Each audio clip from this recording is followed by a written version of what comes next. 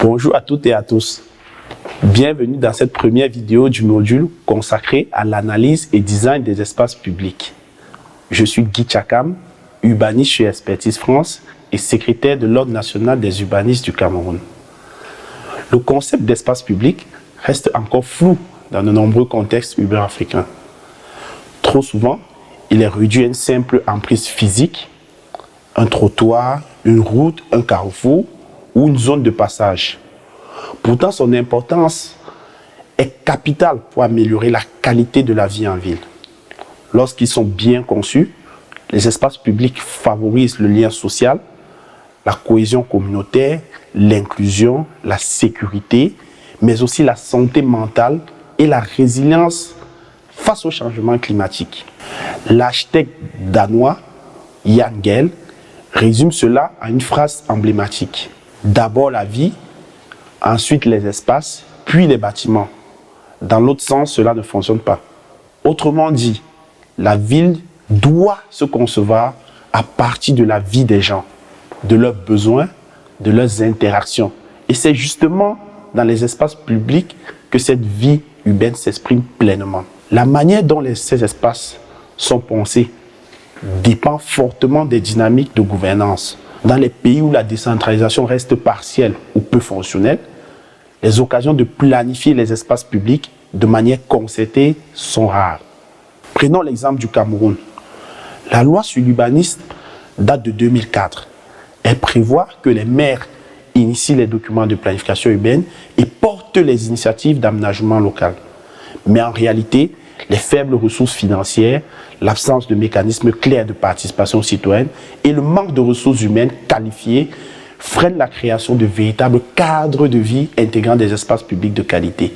Par ailleurs, les professionnels qui devraient participer à la conception de ces espaces, les urbanistes, les architectes, les paysagistes, les artistes, les sociologues, les anthropologues ou même les médiateurs urbains sont souvent absents ou marginalisés dans ces projets. À titre d'exemple, l'Afrique compte en moyenne un urbaniste pour 100 000 habitants, contre 21,5 urbanistes pour 100 000 habitants dans les pays de l'OCDE. Il y a donc un manque criard de professionnels sur le continent africain, des professionnels formés sur les questions d'aménagement de ces espaces publics. Et surtout, les méthodes d'analyse conventionnelles, centrées sur les normes techniques et les infrastructures, peinent à saisir la réalité sociale, symbolique et culturelle des espaces publics. Généralement, le désir recherché est de créer, rénover ou embellir des lieux sans réelle compréhension de leur dynamique sociale, culturelle ou environnementale.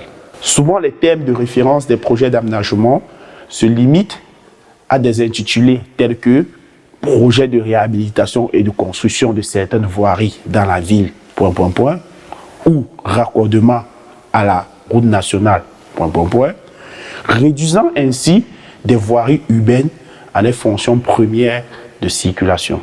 Cette approche techniciste néglige les dimensions sociales et culturelles des espaces publics, qui sont pourtant des lieux de vie, de commerce, de socialisation, d'expression culturelle.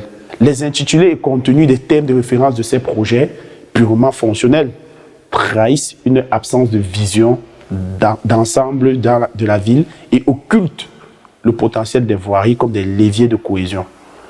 À Yaoundé, l'autoroute Yaoundé-Simalène, conçue pour faciliter l'accès à l'aéroport, a été critiquée pour son manque d'intégration avec les quartiers traversés et l'absence de prise en compte des besoins des populations locales. C'est dans ce contexte qu'ont émergé des études d'aménagement des abords de l'autoroute visant à reconnecter les espaces traversés et à améliorer le cadre de vie des riverains. Lorsqu'on sait que le budget de construction ou de réhabilitation des routes urbaines représente près de 70% des investissements des ministères en charge de l'urbanisme, il est indispensable de repenser ces projets comme des véritables leviers de transformation urbaine intégrée. Il faut le rappeler, l'espace public n'est pas juste une route, ni une friche occupée temporairement. Il doit aussi intégrer la nature, non pas à travers une simple végétalisation cosmétique, non, mais via une stratégie urbaine consciente des sols, de l'eau, de la biodiversité et des continuités écologiques. Les espaces publics doivent être vécus, appropriés, sécurisés, mais aussi ouverts à la créativité locale. Ce sont des lieux d'expression de l'urbanité. Les aménagés ne veulent pas se dire qu'on se limite à la pose d'infrastructures rigides et standardisées, souvent déconnectées des usages réels. Cela nécessite des clés de lecture sensibles aux dynamiques sociales, comme je le disais, culturelles, et même symboliques qui animent ces lieux au quotidien. Regardons quelques exemples concrets au Cameroun. L'avenue Kennedy à Yaoundé attire une foule considérable en raison de sa proximité avec le marché central et des nombreux commerces d'appareils électroniques. Cette axe névralgique fera l'objet d'un projet d'aménagement avec la coopération de la ville de Paris et la communauté urbaine de Yaoundé sur les thématiques de l'urbanisme et des espaces verts. Prenons un autre exemple. La rue des espaces des agences en van est un axe vital du quartier de la capitale, animé par les départs des agences de voyage.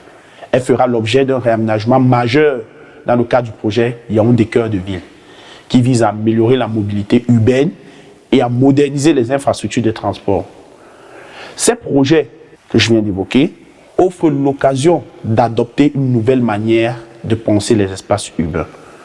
Cela implique une approche sensible, interdisciplinaire et participative qui intègre à la fois les savoirs techniques, les dynamiques sociales et les aspirations des usagers qui sont finalement les bénéficiaires de ces espaces. Le tout pour créer des espaces publics inclusifs, vivants, ancrés dans leur contexte local.